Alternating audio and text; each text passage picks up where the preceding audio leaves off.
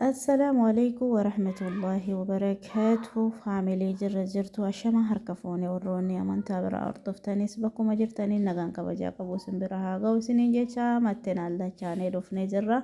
قبيتين نتعدى لايكي سبسكرايبي شير gochuudhaan jajjabeessaa isiniin jedha maal qabattee dhuftee harmee faamiliin jechuun kan isiniin oolu harmee faamiliin addaa qophii ramadaanaa rabbiin ittiin nu haa gahu waan hojjechuu qabdu dursitee qabattee dhuftee jirti dursee lahama kiyya eega dhiqee ka'ee booda lahama baazawwee alaa dhufu san baay'een barbaanne waan ta'eef manumatti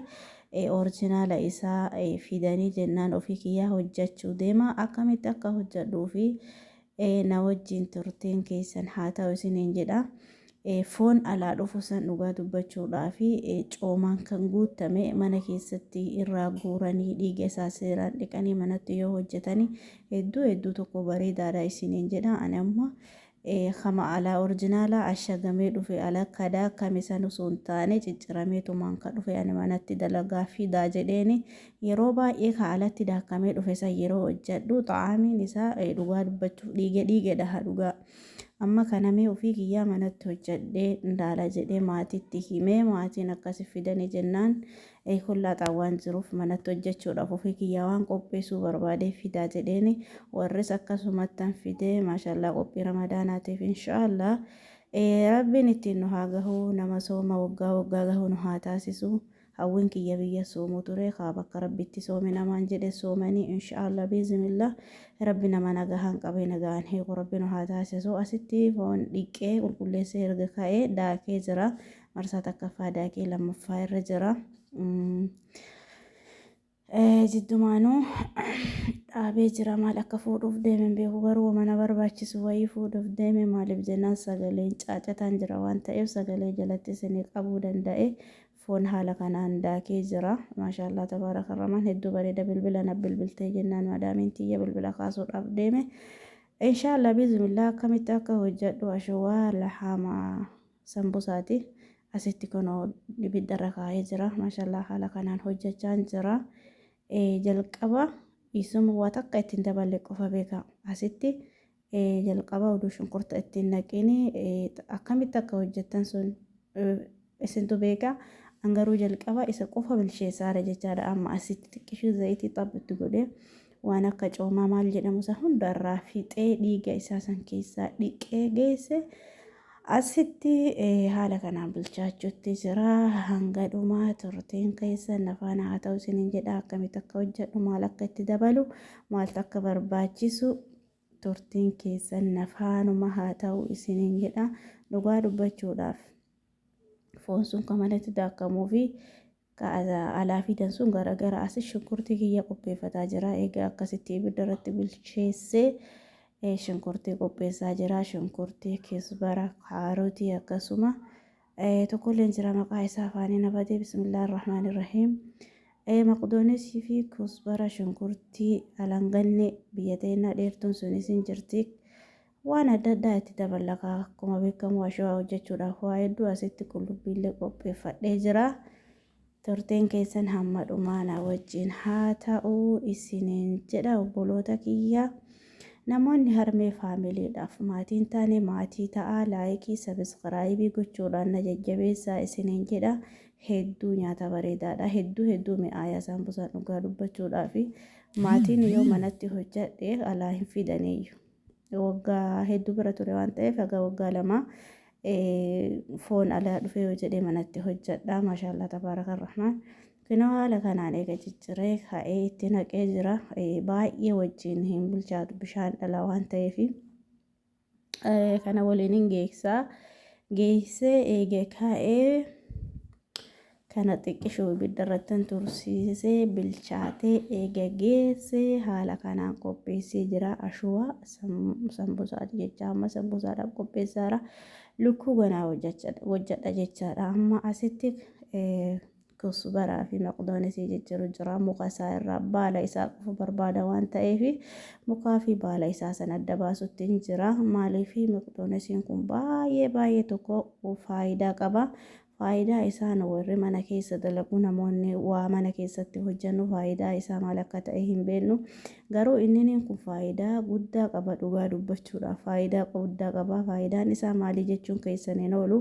nama kaleen dhukkubuu fi akkasuma garaachi dhukkubuufis baay'ee bareedaadha xirracha isaa san keessaa dhiqanii kichuu isaa bareedaa san itti tolee akka caatitti yoo alanche baay'ee tokko kalee isaatiif baay'ee gaariidha keessattuu namoonni kaleen dhukkubu akkasuma garaachaaf illee baay'ee bareedaadha kuduraa fi muduraan baazawwee ilma namaatiif namni yoo itti fayyadame qaama abbaa saniitiif baay'ee gaariidha sababni isaa koontirool godha waan ta'eef qaamni namaaliin qadhatu hin furdatu jiddu galeessa noormaaliidha namni kuduraa fi muduratti fayyadamu baay'ee tokko bareedaadha fayyaa isaatiifis garuu wanti kun qoricha hin beekamne qoricha bareedaadha osoo namni beekee waan itti fayyadamu taate mi'aasumaanuu namoonni akka tasaa qaleen keessanis hin dhukkubu baala isaa kana irraa ciraatii seeraan dhiqaatii daaraan dhabu waan ta'eef daaraa isaa saniin adda baasaatii affeela akka shaayitti dhugaa yeroo tokko jechaadha wallaahi nagaatti tartaan rabbii waliin inshaallah kanumaafuu seeraan itti yoo fayyadamtanii inshaallah bismillah isiniif fayyisa yookiin isin tajaajila jedhee amanaan ofii kiyya waan itti fayyadameefi yeroo tokko kaleen xiqqishuu na dhukkubde garuu mucayyoo hawwii jedhamtu takkatu haasa wargee isii jalatti argeenu dhugaa dubbachuudhaaf wanti kun hagamta akka dhugaadha jedhee garuu yeroo tokko itti fayyadame baay'ee tokko bareedaadha advanteejii qaba akkasuma mi'eessituu nyaataatiif illee baay'ee bareedaadha rihaan isaa nyaata simmireessa akkasuma uummanni isa malee aslaan nyaata baay'ee ittiin fayyadamanii yeroos ni qophaahu waliin qophaaha akkasuma waan garagaraa waliin qophaaha obboleeyyan kiyya qimameen mana madaami biyyoota garagaraa keessatti argamta waan kana namni wallaalee hin jira namni hunduu ni beeka namni wallaalee hin jiru jedhee amana hundi namaayyuu ni beeka kusbaraa fi akkasuma magdoonesiin kun baay'ee bareedaadha itti fayyadamaa isiniin jedhame nyaataafis baay'ee bareedaadha nyaata waliin hojjetama anamma ka cicciraa jiruu fi samboosatti cicciree dabaluudhaa fi baala isaatii fi muka isaa addaan baasaa jira jechaadha turteen keessan na waliin haa ta'u let's go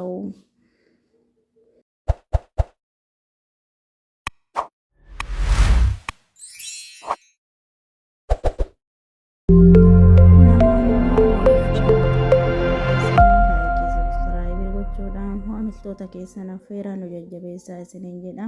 akkuma beekamu isa jireen kaane yeroo dheeraa namatti fudhata baay'ee isaa jira waan ta'eef yeroo dheeraa namatti fudhata daqiiqaa hedduu natti fudhata obsaan ilaalaa viidiyoo kana amma dhumatti inshaallah waan adda ta'e agartan isiniin jedha obboloota kiyyaa turtiin keessan afaanuma haa ta'u leesgoo nama jalaan dhumatu dhugaa dubbachuudhaaf baazawee haasa dheeraan danda'u anini obsumaan dhageeffadhaa kan isinitti tole koomentii bareedduu laayikii sheerii sabskraayibii akkasuma maamiltoota keessan affeeraa isiniin jedha isinis waqtiin kun nama hundaafuu biiziidha waan ta'eef qophii ramadaanaatti jirra rabbiin ittiin nu haa ga'u guddate bulii kudha ootuuf baazawee bulii kudha meeqa akka hafin lakkoofne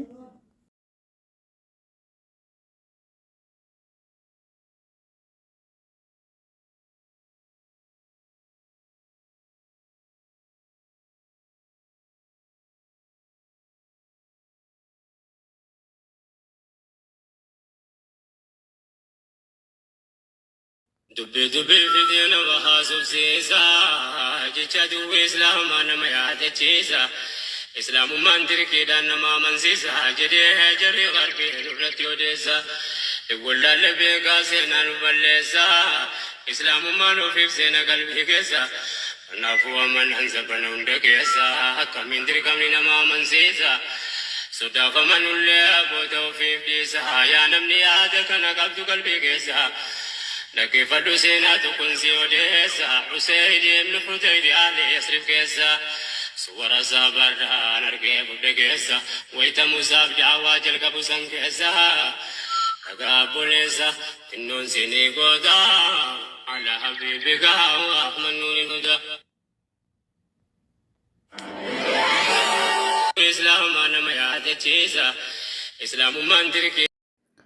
Ciree xumuree jira nashiidaa bareedduu isa wajjin akka goobartan abdiin qaba maashaallah tabaarakallah haala kanaan eega xumuree booda dhiqotan jira cicciree ganaa shawaa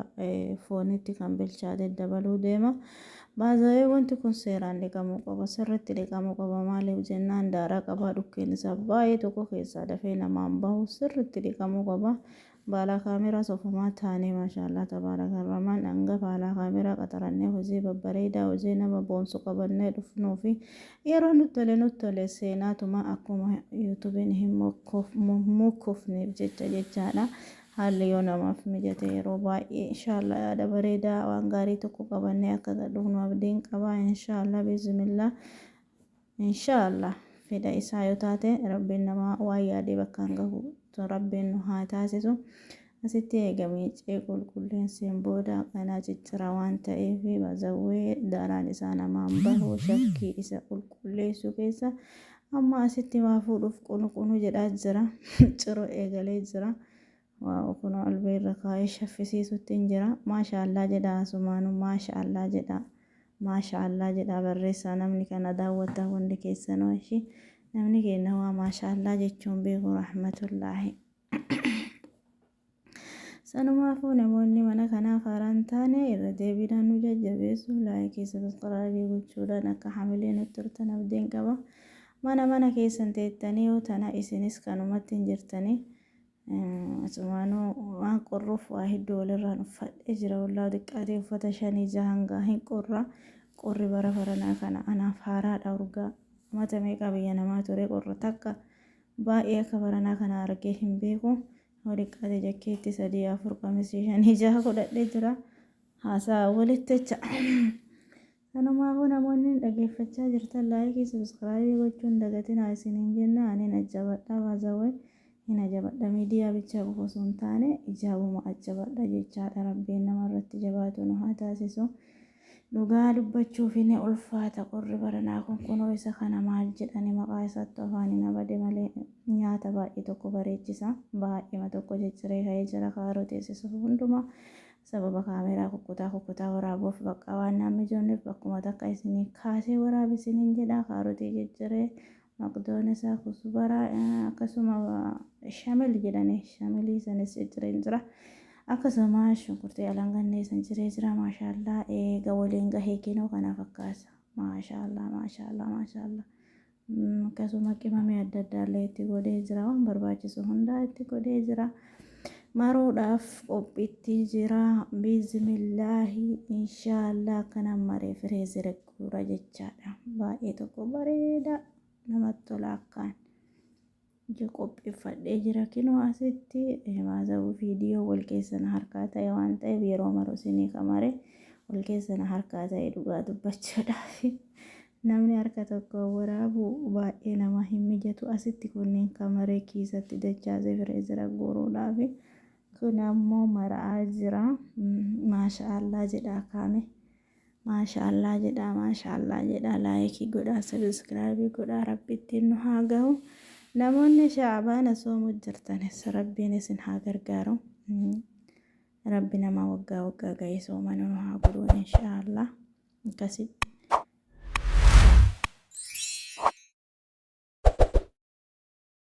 dubbi fideena bahaa subsiisa jecha duwwee islaamaa nama yaadachiisa islaamummaan dirqiidhaan nama amansiisa jedhee jarri qalbii irratti odeessa wallaalle beekaa seenaan balleessa islaamummaan ofiif seena qalbii keessa kanaafuu amanaan sabana hunda keessa akkamiin dirqamni nama amansiisa sodaafamanullee booda ofiif dhiisa yaa namni yaada kana qabdu qalbii keessa dhaggeeffadhu seenaa tokkoon si odeessa Huseyn ibn Hudayr Ali Yasrib keessa suwara sabarraan argee budde keessa wayita Musaaf daawaa jalqabu san keessa dhagaa buleessa xinnoon sinii gooda ala habiibika Ahmad Nuurin Huda dhugaa dubbachuudhaaf nashiidaa raayyaa abbaa macaa hedduu tokko jaaladha hunduma isaa takka qabee hanga dhumatti hanga ammaatti jechaadha nashiidaa isaanii ija itti baqafadhe jechuun ni danda'ama akkanuma itti guddadhe ijattu farge jechaadha nashiidaa isaanii iddoo tokko waan natti toluuf yeroo baay'ee dhageeffachuu jaaladha yeroo qaraatii geessee waa dalagu soo kanaaf sagaleen isaa darabee jala dhufee jira isinis dhageeffadhaa iddoo namatti tolaa hedduu barnoota guddaa of keessaa qaba asumaanoo warroonni maamila kontaanii irra deebiidhaan laayikii sabskraayibii gochuudhaan obboleeyyan keessan affeeraa isiniin jedha namoonni sambusaa akkamitti akka hojjettan isiniif hin galin asumaafuu barnoota isiniif haa ta'u laalaa isiniin jedha namni gaafa waa ilaale waa hubata waa xiinxallaa waan xiinxallisanni hojjeta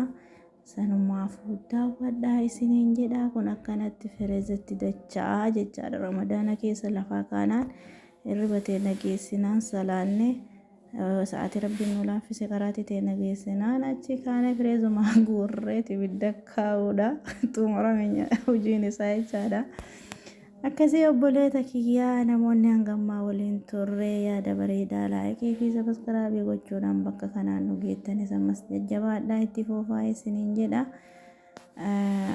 let's go hanga dhumaa turteen keessan nu faana naafar joomtee yaa rabbi qiyyaa obbolaa diiniif na jaalatu warra tuqaatii an dandeenye kan rabbiif jecha naaf laalatu obboleeyyan diiniin firoomne warra waliin arkin takkaatu kan rabbiif jecha mararfate onneesaa keessa na kaayyatu